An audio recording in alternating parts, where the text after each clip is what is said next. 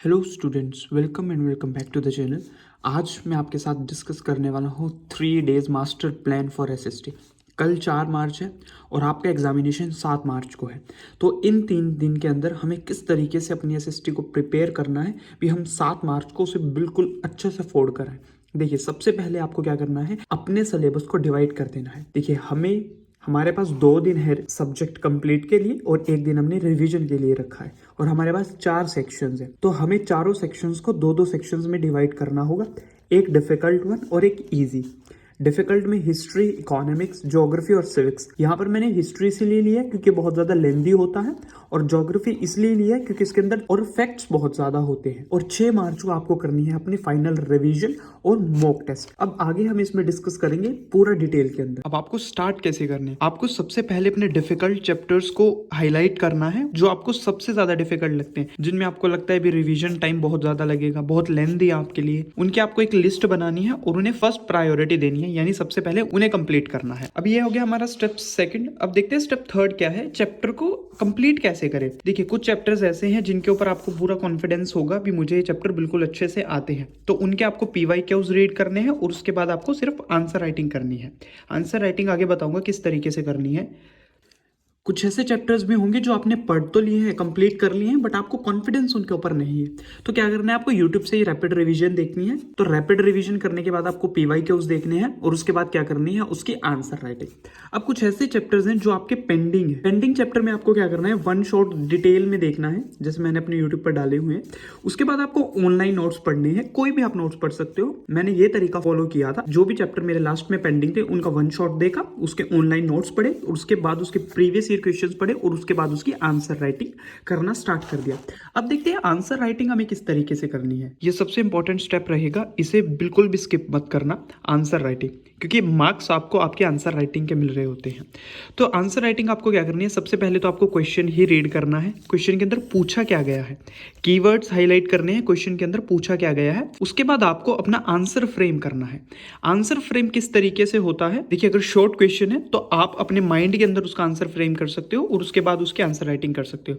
Answer frame करना दिमाग में इसीलिए जरूरी है ताकि बाद में होच पोच ना हो और आप बीच में, कभी कभार हम पॉइंट्स लिखते हैं और 2-3 पॉइंट्स लिखने के बाद हमें याद आता है भी ये पॉइंट्स भी ऊपर डाल सकता था, मैं ये पॉइंट मैं ऊपर लिख सकता था, तो वो गलती ना हो। तो इसीलिए पूरा क्वेश्चन पहले ही सोच कर रखो, इसके अंदर मैं क्या क्या चीजें लिखूंगा। अगर आपके माइंड में नहीं बनता तो आप आगे रफ पेज पर लिख सकते हो पीछे।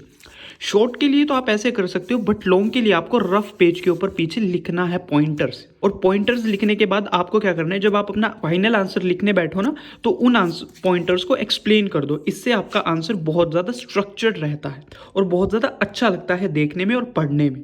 अब आपको पॉइंटर्स कैसे बनाने हैं वो मैं आपको अभी बताता हूँ।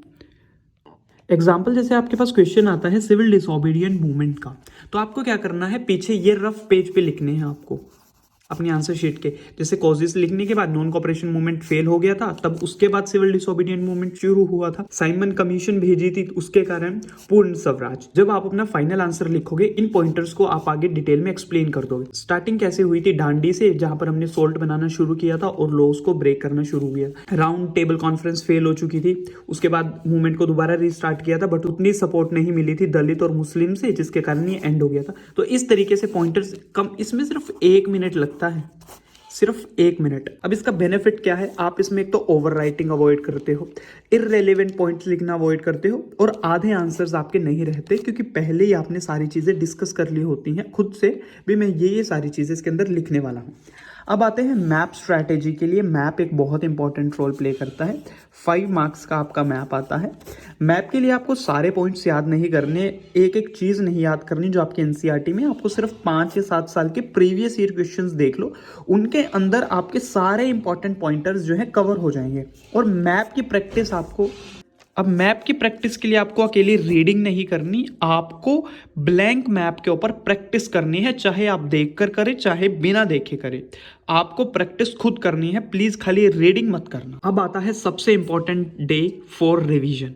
ये बहुत इंपॉर्टेंट डे है, इसमें आपको सबसे पहले रैपिड रिवीजन करनी है, यानी सारे चैप्टर्स को गो थ्रू करना है दोबारा से। ये आपके पास 2 तरीके हैं, पहला है वीडियोस, दूसरा है शॉर्ट नोट्स। वीडियोस आप पैसिवली देखोगे, बट शॉर्ट नोट्स आप खुद पढ़ना चाहोगे, तो मैं आपको यही रिकमेंड करूँगा। और दूसरा क्या है, इसमें कोई भी डिस्ट्रैक्शन नहीं आएगी, क्योंकि अगर आप फ़ोन में वीडियोस देखोगे तो आपके पास नोटिफिकेशन आ सकती है, आप डिस्ट्रैक्ट हो सकते हो।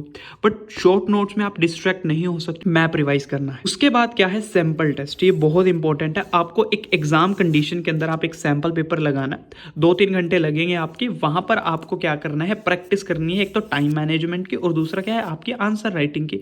आप किस सेक्शन को कितना टाइम दे रहे हो, आपको लॉन्ग में कितना टाइम लगता है, शॉर्ट में कितना टाइम लगता है, आपको एग्जाम के अंदर क्या चीज़ नहीं करनी है और क्या चीज़ करनी है। तो ये बहुत ज़्यादा इंपॉर्टेंट है। प्रो टिप ये रहेगी, कुछ भी नया मत रीड करना, कुछ भी नए रिसोर्सेज या नए नोट्स, कुछ भी नया मत रीड करना। क्योंकि अगर आपने कुछ चीज़ नई रीड करी और उसके अंदर आपको कोई चीज़ नई दिख गई जो आपने पहले नहीं पढ़ी थी, बेशक वो इंपॉर्टेंट नहीं है एग्जाम के लिए, बट वो आपके दिमाग में ये चीज़ रहेगी भी, मैंने ये चीज़ नहीं पढ़ी, और जो चीज़ें आपने पढ़ी हैं वो भी भूलने के चांसेस रहेंगे। सो प्लीज़ कुछ भी नई चीज़ मत पढ़ना। ये एक सिंपल सा फॉर्मूला था, सिंपल सा स्टेप्स थे जो आपको फॉलो करने हैं। Thank you so much.